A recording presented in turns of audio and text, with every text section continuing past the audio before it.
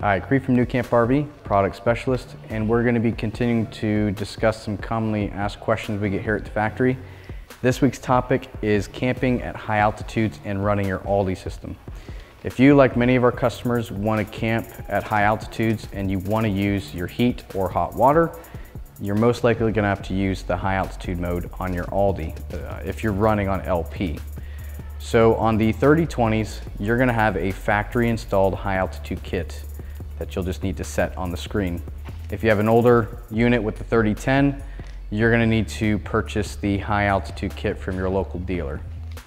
If you have any questions on this, please contact us at customer service@nucamprv.com. Thank you and have a good day.